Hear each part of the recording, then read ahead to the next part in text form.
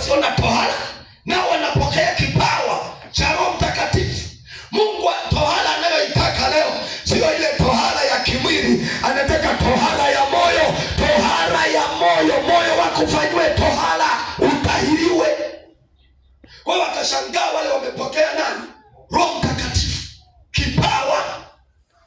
Unajua Roho Mtakatifu, kipawa cha Roho Mtakatifu, hata kama ni kahaba akihudhuria anapokea kipawa. Ili ushinde dhambi lazima upokee kipawa cha Roho Mtakatifu. Roho Mtakatifu ndiye atakayekusaidia kushinda dhambi. Bila Roho Mtakatifu dhambi inakuhusu. Bila Roho Mtakatifu masengenyo yanakuhusu. Bila Roho Mtakatifu matukano yanakuhusu. Bila Roho Mtakatifu kumsonta mke wako kitole hivi, ashe mama, naomba ujitambue, ni kawaida. Ila kama una Roho Mtakatifu ukitaka, anakuambia rudisha kidole chako halali. Kwa hiyo kama jinsi mwanamke asipotaka kufanywa hivyo, na Roho Mtakatifu ni zaidi. Wanawake wameanza kusema njali honi ya hangwane ni linasababisha kuleta ama linaleta huduma yenye nguvu. Kama ni mwinjilisti utamwona na ubiri kwa nguvu. Kama ni mwalimu atafundisha kwa nguvu. Kama ni mwimbaji ataimba kwa nguvu. Kama ni mwombaji ataomba kwa nguvu. Roho Mtakatifu anatengeneza watu watakaosimama kuomba, watakaona suala la kuomba ni kama pilau kwao. Huyo ndiye Roho. Kuna watu watasema mchungaji na hisi baridi sijui ni malaria. Wengine watasema mchungaji na dozi ya na dozi yenyewe ni ya nini? Pana toa wa amoxicillin. Mimi amoxicillin hata kama ni maombi ya siku 7 nikiona na shida na wapukia tu bila maji na mimina naendelea na maombi. Hata yale maombi kwa Mungu ni Roho Mtakatifu.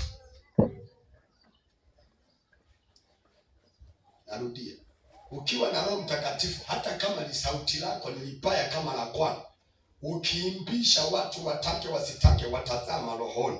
Tena hutawaambia zama rohoni, wanazamaka wenyewe. Mimi na sauti libaya sana, lakini ikifika mahali nikaamua niaputishe.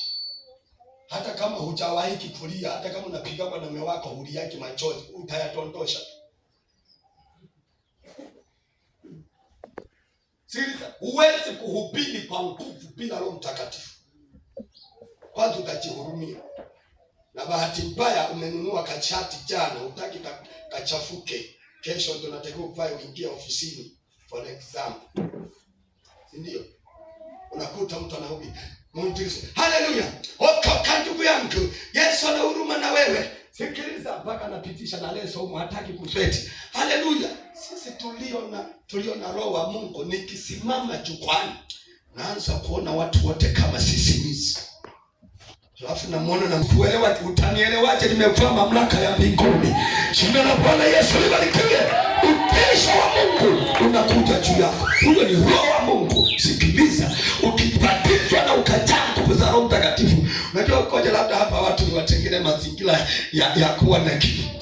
Mimi kipindi nimejaa Roho Mtakatifu ndo nimeanza kuhubiri. Ule uwezo wa kimbingu unapikwa na uwepo wa Mungu na kuwa na wewe. Mamlaka ya mbingu na kuwa na wewe.